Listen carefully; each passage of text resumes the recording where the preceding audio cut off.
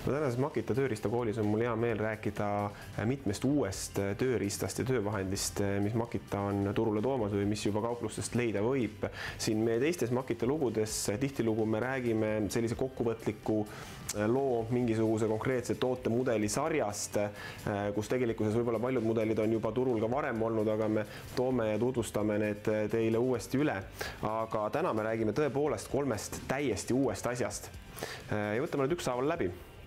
Minu meelest üks võib-olla vaatad kõige tihtim asi on see, et nüüd nende uues XGT sarjast me oleme rääkinud ka eelnevates saadetes, kes tahab, vaatab järelvaatamisest. Aga XGT sarjas on nüüd tolmuimeja. Ja tegu on siis Makita tolmuimejatest kõige võimsama tolmuimejaga. See töötab järjest maksimaalselt kuni 2 tundi.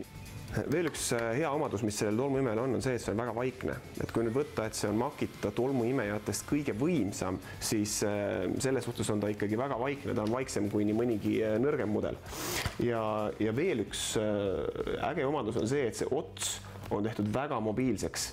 Et sellega pääseb igale poole nurgatagustesse, töötab väga sujuvalt ja igas erinevas suunas tihtilugu sellised lihtsamad ja käsitolmuimejad võib-olla on sul ühes või teises suunas volditavad kuidagi ja vähem paindlikumad, siis see on väga mõnus, sellega saab käia mööda voodialuseid ja nurgataguseid.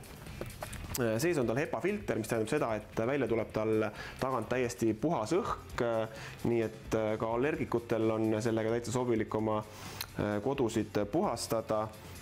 Ja üleüldse mugav ja võimas tööriist. Teine asi on selline põnev tööriist, mida mina ei ole isiklikult Makita tööriista valikus varem tähele pannudki, on puhur.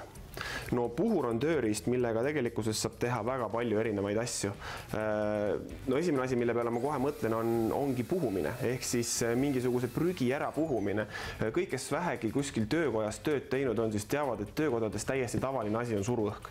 Ja see on, võiks öelda, selline väga väärtuslik asi, mida töökodas omada, sellepärast, et kui kuskil on mingisugune puru, eriti kuskile vahele läheb mingi puru või mingitesse aukudesse, midagi oled puurinud, midagi oled teinud, suruõhuga saab selle ideaalselt sealt välja.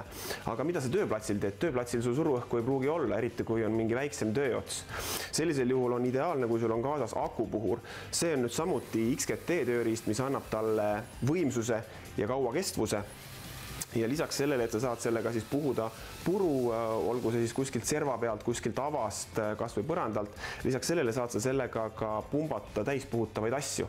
Ehk siis tal on piisavalt võimsust, et täis puhuda näiteks õhkmadrats. Kui nüüd arvata, et puhumine on ainuke, mida selle vahva uue masinaga teha saab, siis ei ole. Tegelikult on ka imemisfunktsioon. Näiteks, kui teil on vaja see madras nüüd kiiresti tühjaks saada, mis te olete täis pumbanud, siis saab panna siia külge väikese lisavarustuse, millega te selle uuesti õhust tühjaks tõmbate, sest tihtilugu need asjad ise vajuvad õhust ikka tükk aega tühjaks ja see on paras jama.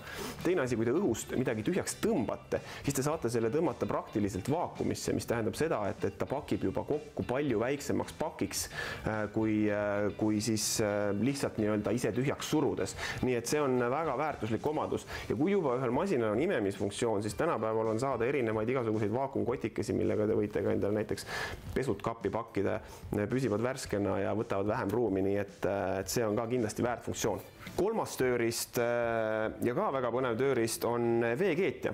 Me kunagi ühes eelmise talve loos rääkisime aku kohvikeetjast, mis on Makital täitsa tuttavalikus olemas. Seekord on nendel uus tööriist, mis on siis veekeetja. No veekeetja on teadupoolest tööriist, mis võtab väga palju voolu. Selleks, et ikkagi mõistlik kogus vett kuumaks ajada, on sul vaja palju voolu, palju võimsust. Nüüd on see siis ka akude peal tehtav. Siia aku veekeetja külge läheb 2 akut ja kui nüüd siia külge panna 2 6 ampertunnist akut, siis sellega saab 2 sellist kannutäit rahulikult keema ajada, mis on minu meelest päris palju ja selle 2 kannutäiega saab juba terve väiksem tööseltskond endale tassid teed täis ja miks mitte ka siis kiire nuudli peale sooja vee. No siin on mõned head omadused, mis sellel kannul on. Üks omadus on see, et tal on topeltkest, mis tähendab seda, et ta töötab nagu termos. Lisaks sellele on tal kaanel peal lukustussüsteem, no töömaal juhtub igasuguseid asju, keegi komistab, keegi jookseb vastu. Kui nüüd see kann maha kukub, siis ta ei tule lahti. See on praegust vett täis. Väike tilgaka võib-olla tuleb, aga põhimõtteliselt kuum vesi jääb siia alles ja nupuvajutusega saate selle vee siit ilusti jooksma, valate tassi täis, panete jälle lukku korras, eraldi lukustus selleks, et see gaas avada. Ja siin on juba tegelikult näha ka, see gaas ise on paks, see termose küljed on paksud, nii et see hoiab sooja. Väljas siis selline plastik, siit sa saad kätega ümbert kinni võtta, see ei ole kuum. Ja seest on siis roostevaba metall. Sellised uued tööriistad tegelikult on väga vahva, et nüüd ka see XGT sari saab järjest ja järjest uusi põnevaid tööriistu juurde, kus saab selle uue suurema võimsuse ja kestvuse ära kasutada. Ja loomulikult ka need vanad akud ei kao mitte kuskile, ka nende akude peale tuleb uusi tööriistasi, nii et hoidke silmad lahti. Aina vähemaks jääb neid töid, mida Makita tööriistadega teha enam ei saaks.